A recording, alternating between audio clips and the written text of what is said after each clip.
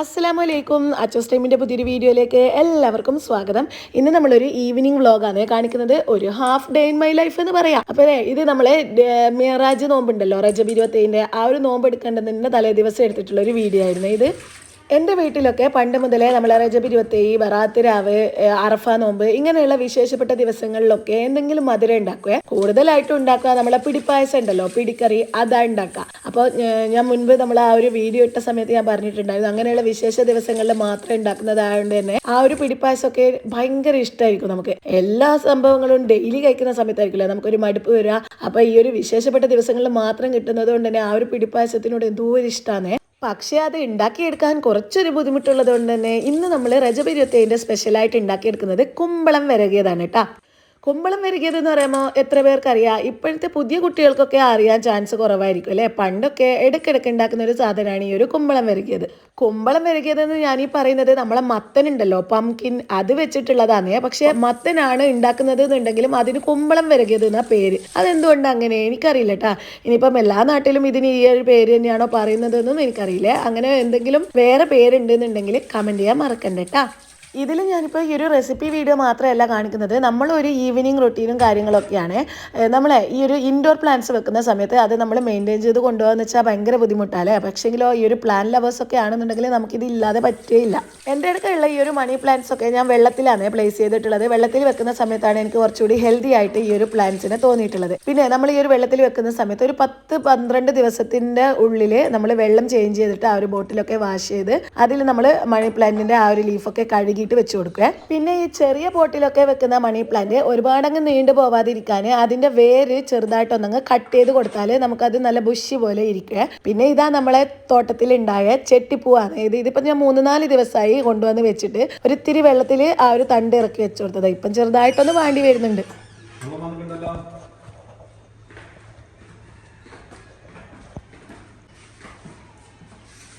Door close ചെയ്യാ. Yes.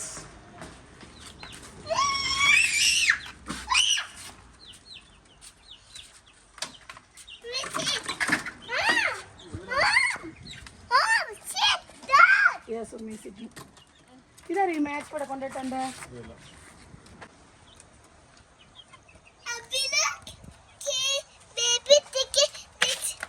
ഇനിയിപ്പോൾ ഇതിനെ കുറച്ച് നേരം ഇങ്ങനെ കൂട്ടിന് ഇറക്കി ഇടുവേ. കുറച്ച് സമയം അങ്ങനെ പുറത്തുനിന്നെല്ലാം കളിച്ച് അങ്ങനെ പിന്നെ അങ്ങ് കയറ്റി കൊടുക്കണം. അത് ടൈമുള്ള സമയത്ത് ഈവനിങ്ങിൽ ഇറക്കും. മോർണിംഗ് ഇറക്കാറില്ല, ഈവനിങ്ങിലാണ്. ഒരു 3:30-4 മണി ആ ടൈമിൽ ഒരു അരമണിക്കൂർ 3/4 മണിക്കൂർ അങ്ങനെ ഇതിനെ ഇങ്ങനെ ഇറക്കിയിടും.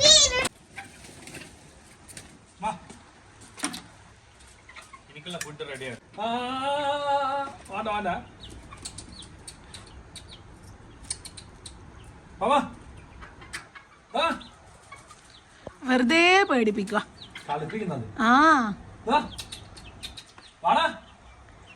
ഇതാ എന്റെ ഫുഡ്. ഇതാ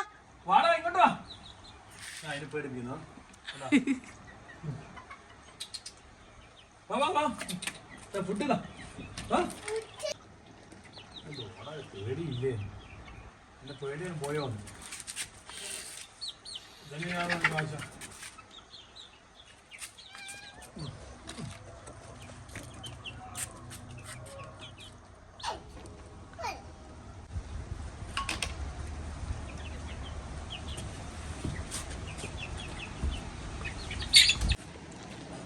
വെള്ളവും ഫുഡും ഇനിയിപ്പോൾ ഇതിൻ്റെ ഉള്ളിൽ വെച്ച് കൊടുത്തിട്ട് ഇപ്പോൾ കയറ്റുന്നതാണ്. ഇനിയിപ്പോൾ ടൈമില്ല, എനിക്കൊന്ന് പുറത്ത് പോകേണ്ടതുണ്ട്.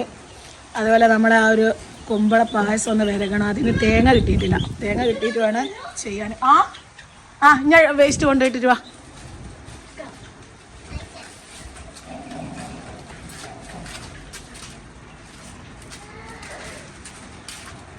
സമല്ലോ എവിടെ?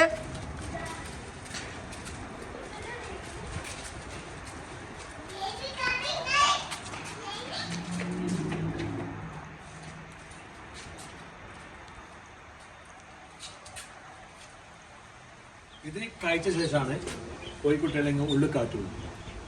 ഇതിന്റെ പണി കോയിനെ ഉള്ളിൽ കാറ്റുക, കൂട്ടിൻ്റെ ഉള്ളിൽ കാറ്റുക. നമ്മളൊന്നും ആവശ്യമില്ല. കോഴിക്കുട്ടികളെ കാറ്റാൻ ശ്രമിച്ചാൽ പറന്നാളി ഓടിക്കളി ഓടും.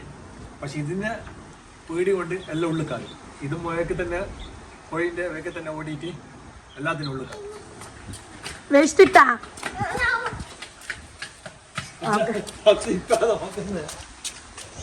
എടാ വേഗം കഴിക്ക് എന്നിട്ട് അവരെ കേറ്റ് കൂട്ടില്. അപ്പോൾ ആള് പേടിപ്പിച്ച് അങ്ങ് ഉള്ളിൽ കയറ്റിയിട്ടുണ്ട് കേട്ടാ.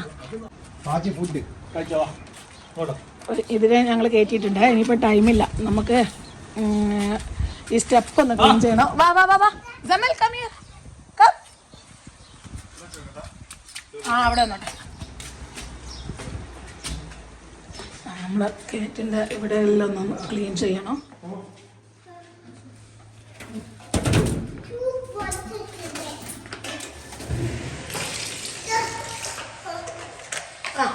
Give me. Thank you.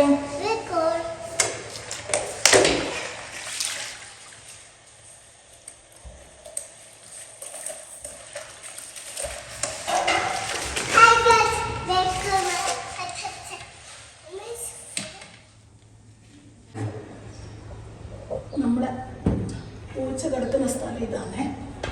ഈ ഒരു മൂലക്കലാണ് ആള് കിടക്കുക. അപ്പോൾ ജസ്റ്റ് ഇതാ ഇങ്ങനെ വെച്ച് കൊടുക്കും. ഇതിലവിടെ അടങ്ങി കിടന്നോളൂ നൈറ്റിൽ.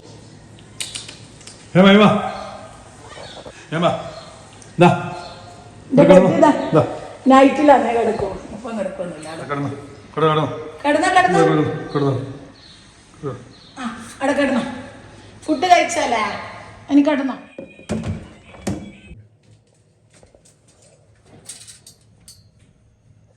ബ്ലാക്ക് നമ്മൾ വരന്നെ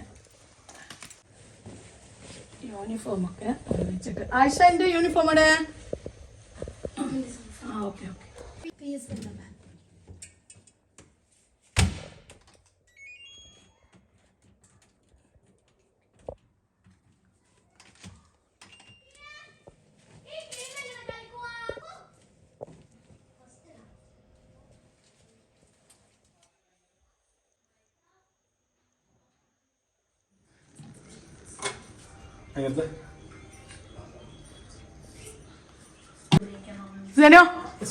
സ്വിച്ച് ഓണാക്കിണ്ട്. ഓക്കെ കോഴിക്കുള്ള ഫുഡ് കൊടുക്കുകയും അതിനെ കുറച്ച് നേരം ഇറക്കിയിട്ട് നോക്കുകയൊക്കെ ചെയ്തതിന് ശേഷം ഞങ്ങൾ തിരിച്ചു വന്ന് അസറൊക്കെ നിസ്കരിച്ച് കുറച്ച് വാഷ് ചെയ്യാനുണ്ടായിരുന്നു, അതൊക്കെ ചെയ്തു. പിന്നെ ഈ ഒരു കുമ്പളം വിരകാൻ മെയിനായിട്ട് വേണ്ടതാണ് അതിനൊരു തിക്നെസ് കിട്ടാൻ അരി അരച്ചത്, നമ്മൾ പുഴുങ്ങലരി അരച്ചതുണ്ടല്ലോ അത്. അപ്പോൾ അത് ഞാനിപ്പം അരച്ചെടുത്തിട്ടുണ്ടായിരുന്നു. അരച്ച് വെച്ചത് ഉണ്ടായിരുന്നില്ല, അപ്പം ഞാനിപ്പം ജസ്റ്റ് ഒന്ന് അരച്ച് മാറ്റി വെച്ചിട്ടുണ്ട്.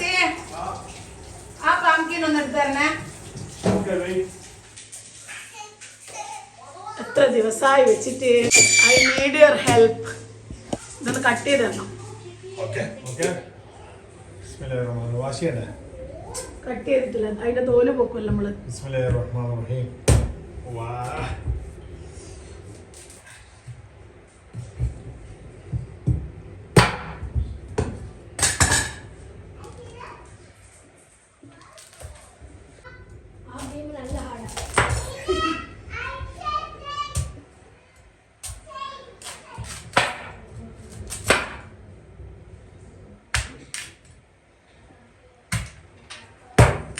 നല്ല മഞ്ഞ കളറല്ലേ.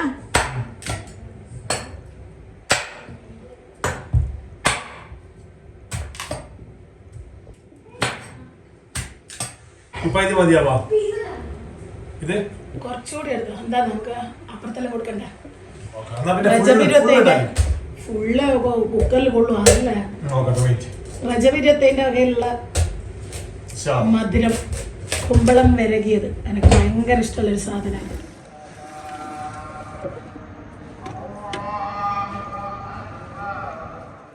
മാരിബ് വാങ്ങ് കൊടുത്ത് മാരിബ് നിസ്കാരം കഴിഞ്ഞതിന് ശേഷം ചായയുടെ കൂടെ കഴിക്കാന്ന് വിചാരിച്ചിട്ടാണ് ഇത് ഉണ്ടാക്കാൻ ഇറങ്ങിയിട്ടുണ്ടായിരുന്നത്. പക്ഷേ ഇത് കഴിഞ്ഞ് കഴിക്കുന്ന സമയത്ത് ഇഷാ ബാങ്ക് കഴിഞ്ഞിട്ടുണ്ടായിരുന്നു.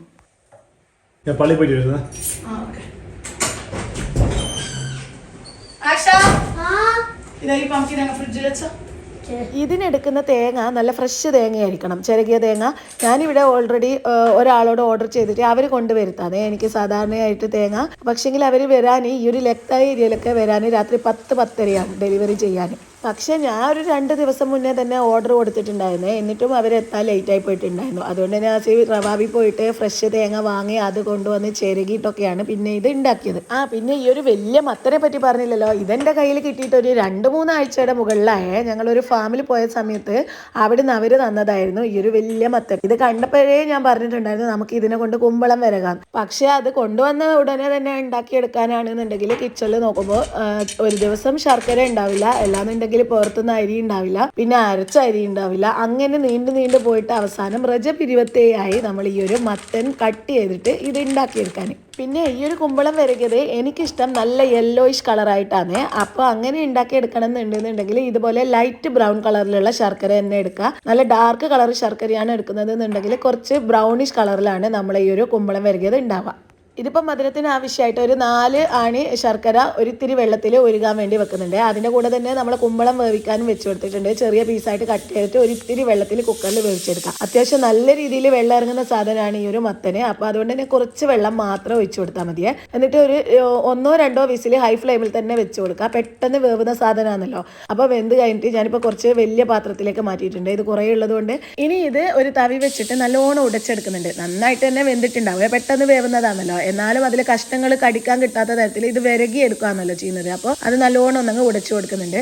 ഞാൻ ഈ ചിരകിയ തേങ്ങ കാത്ത് നിന്നിട്ട് അവസാനം ഫ്രഷ് തേങ്ങ പോയിട്ട് വാങ്ങിക്കൊണ്ടുവന്നു. എന്നിട്ട് അത് കട്ട് ചെയ്ത് ചിരകിയിട്ടൊക്കെയാണ് നമ്മൾ ഇതിലേക്ക് ചേർത്ത് കൊടുത്തത്. ഇങ്ങനെ നല്ല ഫ്രഷ് ആയിട്ടുള്ള തേങ്ങ ചേർക്കുന്ന സമയത്ത് മാത്രമേ നല്ല കറക്റ്റ് ടേസ്റ്റിൽ നമുക്ക് ഈ ഒരു കുമ്പളം വരകിയത് കഴിക്കാൻ പറ്റുള്ളൂ കേട്ടോ. ആ മത്തൻ വേവാൻ വെക്കുന്ന ആ ഒരു സമയം കൊണ്ട് നമുക്ക് ഇതിലേക്ക് ആവശ്യമായിട്ടുള്ള തേങ്ങ ചിരകിയതും അരി അരച്ചതും ഒക്കെ എടുത്ത് മാറ്റി വെക്കാം. ഞാനിപ്പം ഇത് കുറേ പോർഷൻ ഉണ്ടാക്കുന്നത് കൊണ്ട് തന്നെ ഒരു 2-3 പ്രാവശ്യം കുക്കറിൽ ഇട്ടിട്ടാണ് വേവിച്ചെടുത്തിട്ടുണ്ടായിരുന്നത്. ഇനിയിപ്പോൾ ഇതെല്ലാം കൂടി ഉടച്ചെടുത്തതിന് ശേഷം ഇതിലേക്ക് നമുക്ക് ശർക്കര പാനി ഉരുക്കിയത് ഒഴിച്ചു കൊടുക്കാം കേട്ടോ. അത് നല്ലോണം അരിച്ചിട്ട് വേണം ഒഴിച്ചു കൊടുക്കാൻ. അല്ലാന്നുണ്ടെങ്കിൽ എന്തെങ്കിലും കല്ലോ തെരിയോ ഉണ്ടെന്നുണ്ടെങ്കിൽ അത് അരിച്ചിട്ട് ഒഴിച്ചു കൊടുക്കാം. പിന്നെ നമ്മൾ അരച്ച് മാറ്റി വെച്ചിട്ടുള്ള അരി ഉണ്ടല്ലോ, ഉപ്പൊന്നും ചേർക്കാതെ അരച്ചെടുത്തതായിരുന്നേ. എന്നിട്ട് ആ ഒരു അരി ചേർത്ത് കൊടുക്കുക. അതിലേക്ക് ആ ഒരു മധുരം ബാലൻസ് ചെയ്യാനുള്ള ഉപ്പ് നിർബന്ധമായിട്ടും ചേർക്കണം. അല്ലാന്നുണ്ടെങ്കിൽ ആ ഒരു കറക്റ്റ് ടേസ്റ്റ് നമുക്ക് കിട്ടില്ല. ഉപ്പും ചേർത്ത് കൊടുത്തിട്ട് ഇത് നന്നായിട്ട് മിക്സ് ചെയ്തിട്ട് വിരകിയെടുക്കുന്ന സമയത്ത് ആ ഒരു അരി അരച്ചത് ചേർത്തിട്ടുണ്ടല്ലോ, അതൊക്കെ ഒന്ന് വെന്ത് വരുകയും വേണം. പിന്നെ ഇതിന്ന് നല്ലോണം തന്നെ കുറച്ച് തിക്കായിട്ട് വരികയും ചെയ്യണം. അപ്പോൾ മീഡിയം ഫ്ലെയിമിൽ വെച്ചിട്ട് ഇത് നല്ലോണം അങ്ങ് വിരകി കൊടുക്കുക. പിന്നെ നല്ല ഫ്രഷ് തേങ്ങ ഏറ്റവും ലാസ്റ്റ് മേലെ ചേർത്ത് കൊടുക്കുക. എന്നിട്ട് ഒന്നുകൂടി ആ ഒരു ബബിൾസ് മുകളിലോട്ട് പൊങ്ങി വരുന്ന തരത്തിൽ വെന്തതിന് ശേഷം മാത്രമേ നമ്മൾ ഇത് സ്റ്റൗ ഓഫ് ചെയ്യാവൂ. എന്നാൽ മാത്രമായിരിക്കും കറക്റ്റ് ടേസ്റ്റിൽ നമുക്കിത് കഴിക്കാൻ പറ്റുക. ഇനി ഇതിൽ എക്സ്ട്രാ ഫ്ലേവറിനായിട്ട് ഏലക്കാപ്പൊടിയോ കാര്യങ്ങളോ ഒന്നും ചേർത്ത് കൊടുക്കരുത് കേട്ടോ. നല്ല ഒതന്റിക് ആയിട്ടുള്ള കുമ്പളം വരകിയത് ഇതുപോലെയാണ് ഉണ്ടാക്കിയെടുക്കുക. കുറച്ച് കുഞ്ഞു കാര്യങ്ങൾ മാത്രം ശ്രദ്ധിച്ചാൽ നല്ല അടിപൊളി ടേസ്റ്റിൽ നമുക്കിത് എളുപ്പത്തിൽ ഉണ്ടാക്കിയെടുക്കാൻ പറ്റും. പിന്നെ ഇത് സെർവ് ചെയ്യുന്നതിലുണ്ട് ഒരു ഡിഫറൻസ്. ഇതുപോലുള്ള ഒരു മലർന്ന പ്ലേറ്റിൽ വേണം നമ്മളിത് സെർവ് ചെയ്യാൻ. എന്നിട്ട് സ്പൂൺ കൊണ്ട് കോരി കഴിക്കാന്നേ ചെയ്യാം. ഈ ഒരു കുമ്പളം വരകിയത്, കൂവ വരകിയത്, പിന്നെ മമ്പയർ പുഴുങ്ങിയത്, മുതിര പുഴുങ്ങിയത്, ചെറുപയർ പുഴുങ്ങിയത്, മുത്താറി പാലെടുത്തത്, ഇതുപോലുള്ള സാധനങ്ങളൊക്കെ നമ്മൾ ഇതുപോലെ മലർന്ന പ്ലേറ്റിലാണ് സെർവ് ചെയ്യാറ്. പിന്നെ ഈ പറഞ്ഞ സംഭവങ്ങൾ മുഴുവനും, പിന്നെ പിടിപ്പായസവും ഏത് പായസം ആയിക്കോട്ടെ, ഇങ്ങനെ മധുരമുള്ളതൊക്കെ ഞാൻ ചൂടുള്ളതിലും കഴിക്കാൻ കൂടുതൽ ഇഷ്ടപ്പെടുന്നത് നല്ലോണം തണുപ്പിച്ചിട്ട് അന്ന് ഉണ്ടാക്കിയിട്ട് വൈകുന്നേരം ഉണ്ടാക്കിയിട്ടാണെന്നുണ്ടെങ്കിൽ രാത്രി കഴിക്കുക. അല്ലാന്നുണ്ടെങ്കിൽ പിറ്റേ ദിവസം രാവിലെ കട്ടൻ ചായയുടെ കൂടെ കഴിക്കുക. അങ്ങനെയൊക്കെ കഴിക്കാനാണ് എനിക്കിതൊക്കെ ഇഷ്ടം.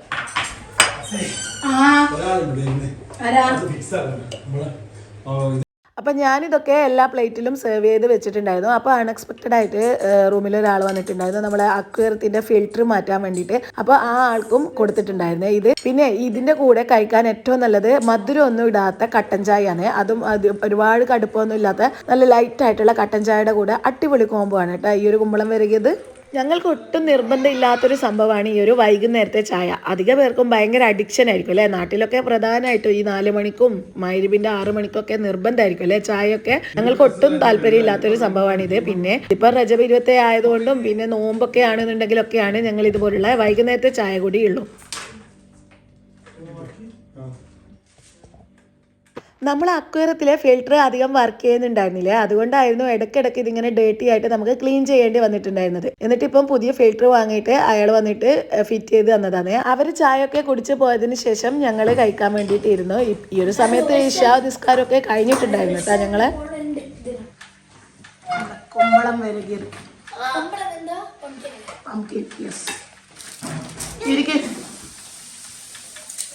ബിഗ് അബീൻ്റെ തന്നെ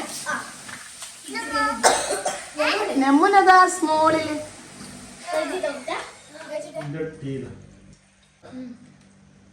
എനിക്ക് എൻ്റെ ഉമ്മ ചെറുപ്പത്തിൽ സ്പെഷ്യലായിട്ട് ഉണ്ടാക്കിയിരുന്ന ഐറ്റമാണ് ഇത്. എനിക്ക് എൻ്റെ ഏട്ടൻ്റെ അനിയനിക്ക് എല്ലാവർക്കും വീട്ടില് കൽത്തപ്പം. അത് കൽത്തപ്പം എന്ന് എനിക്കറിയില്ല, അതൊന്നും നീ കണ്ടിട്ടില്ല. കണ്ടിട്ട് നാട്ടിൽ പോയാൽ കാണാം. പിന്നെ കുമ്പള വലിയത്, ഇതൊക്കെ ഭയങ്കര മിസ്സിംഗ് ആണ്. നമ്മള് കിഡ്നി പീന്റെ പോലെ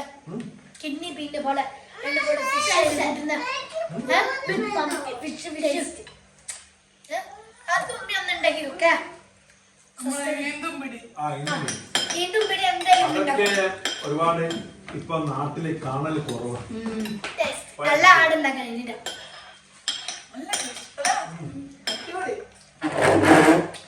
അപ്പൊ കഴിച്ചിട്ട് രണ്ട് വെള്ളം നമുക്ക് കൊടുത്തു. ഞാനും അസിയും ഈ ഒരു കുമ്പളം വരികത് കഴിക്കുന്ന സമയത്ത് പഴയ ഓർമ്മകളൊക്കെ ഉണർത്തി കുട്ടികൾക്കൊക്കെ പറഞ്ഞൊക്കെ കൊടുത്തിട്ടാണ് കഴിച്ചിട്ടുണ്ടായിരുന്നത്. എനിക്ക് ഈ ഒരു കുമ്പളം വരികത് കാണുമ്പോഴും കഴിക്കുമ്പോഴും ഓർക്കുമ്പോഴൊക്കെ എനിക്ക് എൻ്റെ ഉമ്മാമനെ ഓർമ്മ വരും. ആൾ മരിച്ചുപോയി. നല്ല രീതിയിൽ ഉണ്ടാക്കുമായിരുന്നു. ഫുഡ് ഉണ്ടാക്കുന്നതിൻ്റെ ഉസ്താദ് എന്ന് പറയുക. നല്ല ടേസ്റ്റ് ആയിരുന്നു കേട്ടോ ഉണ്ടാക്കുന്നതിനൊക്കെ. അപ്പോൾ ഇതാ ഞങ്ങൾ കഴിച്ച് ഇത് ഞാനിപ്പം അപ്പുറത്തെ വീട്ടിൽ ഞങ്ങളുടെ നൈബറുണ്ട്, തൊട്ടടുത്ത് തന്നെ, അവർക്ക് കൊടുക്കാൻ വേണ്ടിയിട്ട് മാറ്റി വെക്കുന്നതാണ്. പിന്നെ ഒരു ഇത്തിരി ഞാൻ മാറ്റി വെച്ചിട്ടുണ്ടായിരുന്നു നമുക്ക് പിറ്റേ ദിവസം തണുപ്പിച്ചിട്ട് കഴിക്കാൻ വേണ്ടിയിട്ട്. അതും കഴിച്ചിട്ട് കൊടുക്കും. ചായ കുടിയൊക്കെ കഴിഞ്ഞിട്ട് ഞങ്ങളൊന്ന് പുറത്ത് പോയിട്ടുണ്ടായിരുന്നേ. വെറുതെ പോയതല്ല, റൂമിലത്തെ കാർട്ടൻസ് ഒക്കെ ഒന്ന് മാറ്റാൻ വേണ്ടി പോയതാ. അത് തന്നെ ഞാനിപ്പോൾ ശ്വാസം മുട്ടല് ഇടയ്ക്കിടയ്ക്ക് ഇപ്പം വരാൻ തുടങ്ങിയത് കൊണ്ട് പൾമനോളജിസ്റ്റിന് കാണിച്ചിട്ടുണ്ടായിരുന്നു. അവര് പറഞ്ഞു ബെഡ്ഷീറ്റും കാർട്ടനും ഒക്കെ ഇടയ്ക്കിടയ്ക്ക് മാറ്റണമെന്ന്, എന്ന് വെച്ചാൽ ക്ലീൻ ചെയ്യണമെന്ന്. ഞാൻ ആ കാർട്ടനൊക്കെ അഴിച്ചെടുത്തിട്ട് വാഷിംഗ് മെഷീനിലിട്ടിട്ട് നല്ലോണം അങ്ങ് വാഷ് ചെയ്തെടുത്ത് അത് എടുത്ത് നോക്കുമ്പോൾ പിന്നെ അതിന്റെ എന്താ പറയാ, വല പോലെ ആയി പോയിട്ടുണ്ടായിരുന്നു. കീറി മൊത്തത്തില് നാശമായി പോയി. അങ്ങനെ ഞങ്ങൾ തിരിച്ചെത്തിയിട്ടുണ്ട്. സമയം ഇപ്പോൾ 10:30 ഇനി ജസ്റ്റ് ഒന്ന് കിടന്നാ മതി. പുതിയ കർട്ടൻ വാങ്ങാൻ പോയിട്ട് അതൊന്നും നടന്നിട്ടില്ല, വെറുതെ പോയതുപോലെ ആയിപ്പോയി. നല്ല തണുപ്പും ഉണ്ടായിരുന്നു. അങ്ങനെ തണുപ്പ് പിടിച്ചിട്ട് കോൾഡും വന്നു. ഇതെന്താ ഇങ്ങനെ കിടന്നൊക്കെ തണുപ്പത്ത്? സൗണ്ട് കേട്ടിട്ട് ഓടി വന്നതാ മേലേന്ന്. കീ കാറിലായിപ്പോയി. അപ്പം അതെടുക്കാൻ വേണ്ടി പോയിട്ട് ഞങ്ങൾ മുറ്റത്ത് നിന്നിട്ടുള്ള. അപ്പം മോളിൽ നിന്ന് സൗണ്ട് കേട്ടിട്ട് അപ്പോൾ ഇൻഷാ അല്ലാ നോമ്പ് തുടങ്ങുന്നതിൻ്റെ മുന്നേ നമുക്ക് കർട്ടനൊക്കെ മാറ്റിയിടണം. അപ്പോൾ ഈ ഒരു ഇന്നത്തെ കുഞ്ഞു വ്ളോഗ് നിങ്ങൾക്ക് ഇഷ്ടമായിട്ടുണ്ടാകുന്ന വിചാരിക്കുന്നത്. ഈ ഒരു വീഡിയോ ഇഷ്ടമായാൽ ലൈക്ക് ചെയ്യാനും നമ്മുടെ ചാനൽ സബ്സ്ക്രൈബ് ചെയ്യാനും വീഡിയോ ഷെയർ ചെയ്ത് കൊടുക്കാനൊന്നും മറക്കരുത്. അപ്പോൾ ഇൻഷാ അല്ലാ പുതിയൊരു വീഡിയോ ആയിട്ട് വീണ്ടും വരാം. അതുവരേക്കും എല്ലാവർക്കും അസ്സലാമു അലൈക്കും.